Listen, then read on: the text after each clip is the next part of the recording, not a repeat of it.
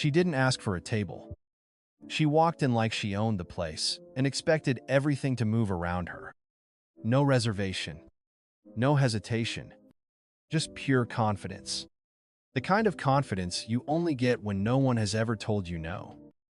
I greeted her like I do every guest.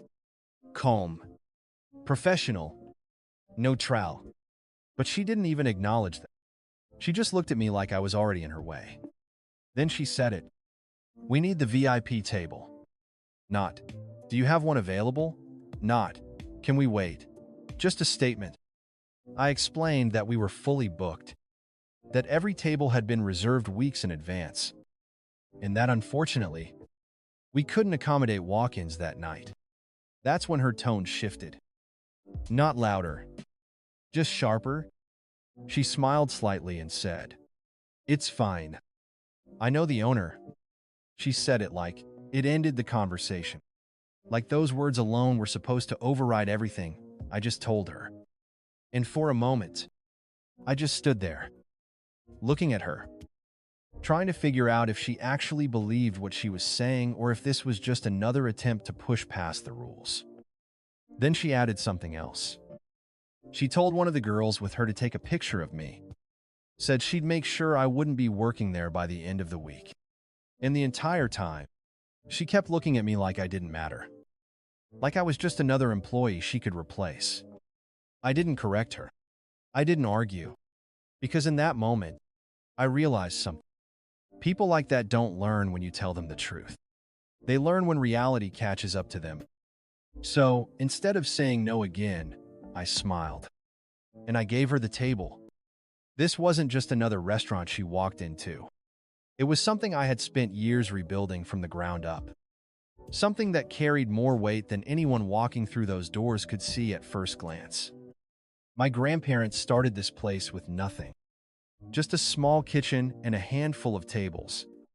Working every day like failure wasn't an option.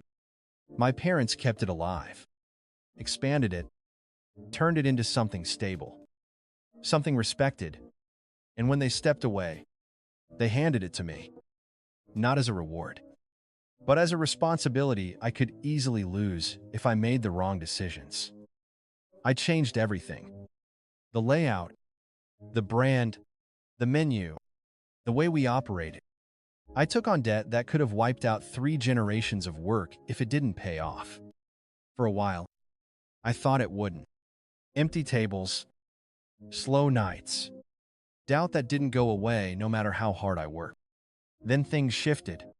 The right people started showing up. Reviews spread. Demand grew faster than we could control. Now, on nights like this, we don't hope people come in. We decide who gets to stay. Reservations are booked weeks ahead, sometimes months. And every table has value attached to it, especially the one she wanted. The VIP table isn't about status for show. It's controlled access. It's reserved for people who bring something back to the business, not people who think they can take something from it. And yet she walked in like none of that applied to her. Like rules were optional. Like access could be forced if you pushed hard enough. That's what made her different from difficult customers.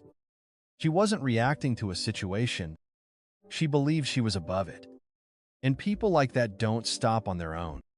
They keep going until something stops them. I had options, and none of them were complicated. I could have ended it right there, told her exactly who I was, and watched everything collapse in seconds. That would have been efficient, clean. Or I could have refused service completely, asked her to leave, and gone back to running the night the way I normally do. That would have been the safer choice. But neither of those would have done anything that mattered. Because people like her don't learn from being corrected. They don't remember being told no. They move on. Find another place. Another person to push. Another situation where they can act the same way and get away with it again.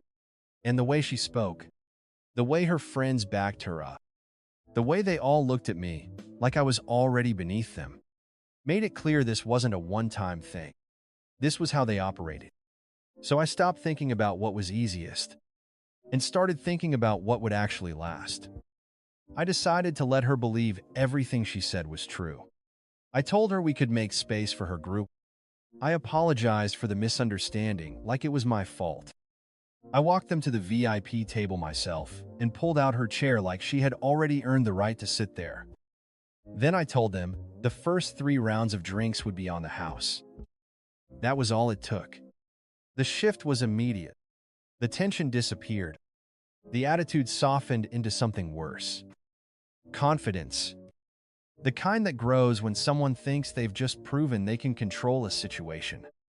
And if you've ever watched someone mistake permission for power, you already know how dangerous that moment is. If you've ever seen someone push too far without realizing it, you already know this is exactly where everything starts to break. From that moment on, I didn't need to do anything except give them exactly what they wanted. I stayed close to the table, not out of obligation, but because I wanted to see how far they would go once they believed there were no limits. And they didn't hold back. The first round of drinks disappeared quickly, then the second, then the third, all without hesitation. When I asked if they wanted more, they didn't even check with each other. They just kept ordering. Expensive cocktails, premium upgrades, things most people pause before choosing. They didn't pause, because in their minds, none of it mattered. The food came next, and that's where it escalated. Items not listed on the standard menu. Dishes reserved for guests who already understand what they're paying for.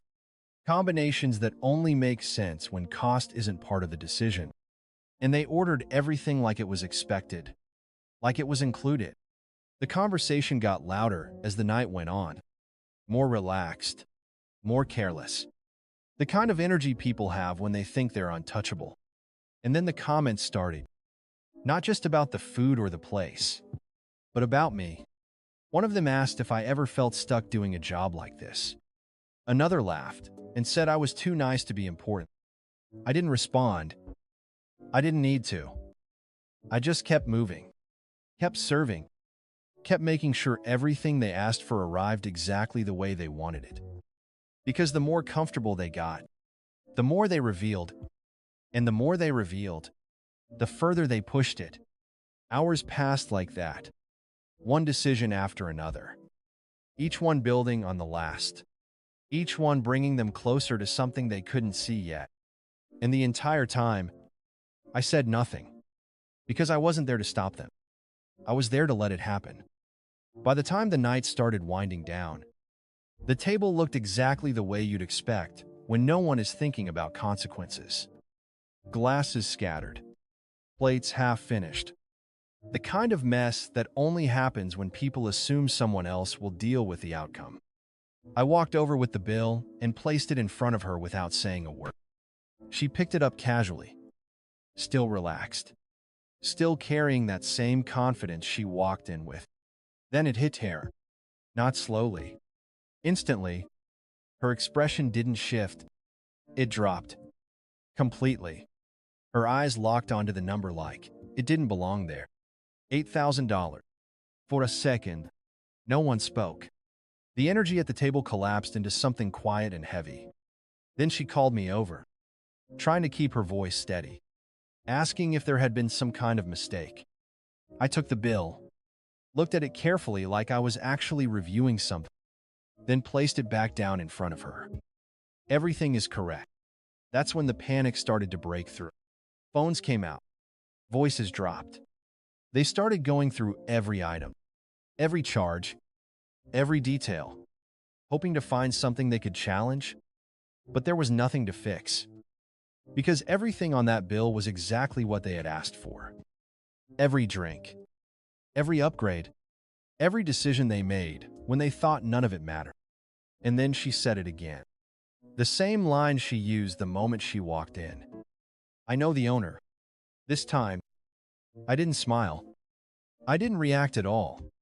I just looked at her, calm, steady, and said, I know. Then I stepped closer, just enough so only she could hear me. Because you're looking at him. After that, nothing else needed to be said.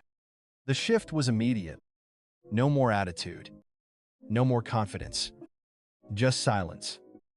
The kind that settles in when someone realizes they've completely misjudged the situation and there's no way to take it back. She didn't argue again. Didn't raise her voice. Didn't threaten. Didn't try to negotiate. She just stared at the bill like it might change if she looked at it long enough. Her hands weren't steady anymore when she picked up the pen. The girls around her, who had been laughing all night, suddenly couldn't even look up. A few of them reached into their wallets, quietly pulling out whatever cash they had, trying to help. But it didn't make a difference. Because what happened that night wasn't just about money. It was about the moment everything they assumed collapsed in front of them. She signed it. Slowly. Like she didn't have another option. Because she didn't. And when they stood up to leave, she avoided eye contact completely. Not just with me. With everyone. Like acknowledging it would make it worse. I didn't stop them. I didn't need to. Because the lesson had already landed exactly where it needed to. A few days later, someone came back, trying to explain, asking me to be reasonable, like there was still something left to fix. I didn't argue. I just showed them the footage. Every word, every moment, every decision they made from the second they walked in. And that was the end of the conversation. No more excuses. No more explanations. Just silence again. Because the truth doesn't need to be loud when it's undeniable. And if there's one thing I've learned, it's this. People will always show you who they really are when they think they have power over you. The only question is what happens when they realize they don't. If you've ever been looked down on by someone who had no idea who you were, you already know some lessons don't need words. They just need consequences.